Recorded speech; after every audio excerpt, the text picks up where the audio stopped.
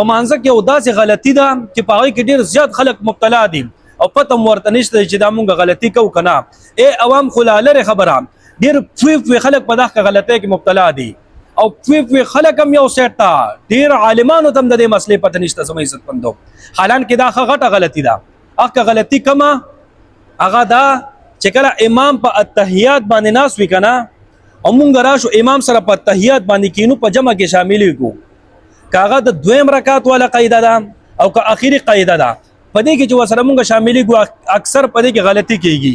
څه غلطي پکې خلکو نه کېږي چې څنګه دی الله اکبر وایي په التحیات باندې امام سره ډایرکټ په ډایرکټ کینی که نه بس دې دوه درې ټکي ووایي دې کې امام سلام وګرځوي بس دا سبق تر عبده ورسوله پوره کړي نه وي او دې ډایرکټ په ډایرکټ پاسي. دا غټه غلطي ده. ګورئ د چې التحیات شروع کو که نه دا به اوس تر عبده ورسوله پورې لازمن پوره کوي دی.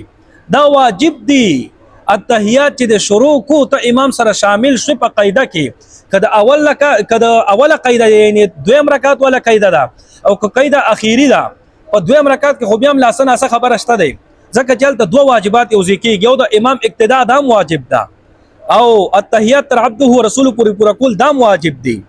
نو دلته چې تا نه امام پاسېدو تا ته دا یره ده چې زه که عبده ورسول پورې سبق رسومه امام به رانه بل رکعت ته راښکته شوي نو بیا خو خیر د گنجایش ته چې بیا دا سبق په ځای باندې پرېږدي امام سره شامل شي. خو بیا هم بهتره خبره دا ده که تا ته پته ده چې زه عبده ورسوله پورې سبق ورسومه او بیا امام سره شاملېږم اگر چې اقتدا دې لږه رستو کا امام اقتدا دې لږه رستو کا خو بیا هم د اقتدا وکړه. نو که تا ته یقین دی چې زه عبده رسوله پورې سبق ورسومه بیا امام سره شاملېدی شمه رکعت رانه نځي نو بیا به لازمن ته تر عبده رسوله پورې سبق راسي. ټیک شو. خو که نه تا ته یره ده چې زه تر عبده رسوله پورې سبق رسوم امام رانه بل رکعت کوي بیا به ډایرکټ په ډایرکټ پاسې دې کې خو گنجایش ته. خو چې کومه اخیری قاعده ده که نه اخیری التحیات کې امام ناست دی او ته ایله راشي امام سره شاملېږي په اخیری قاعده کې چې څنګه ته په التحیات باندې کېنې امام سلام وګرځوي دې کې اړو گنجایش ته دی نه چې ته سبق پسې پرېږدې ولاړې ډایرکټ په ډایرکټ بیا پاسې نه سبق به تر عبده ورسوله پورې پوره کړي نه پس به بیا ته پاسې. نو ستاسو سوچ کې دا غلطي په خلکو کې شته دی که نه اکثر خلک راشي په التحیات باندې امام سره کینی دوه درې ټکي سبق وایي التحیات لله والصلوات والطیبات بس امام سلام وګرځي باندې سبق په ځای باندې پرېږدي او ډایرکټ په ډایرکټ ودرېږي.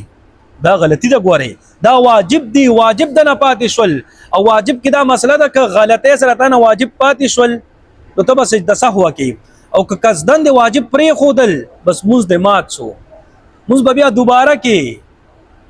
زما عزتمندو تاسو سوچ کې دا غلطي په خلکو کې شته دی که نه ډېر خلک په دې غلطۍ کې مبتلا دي. نو کوشش وکړو چې دا غلطي د خپل ځان نه وباسو. صحیح شو جی.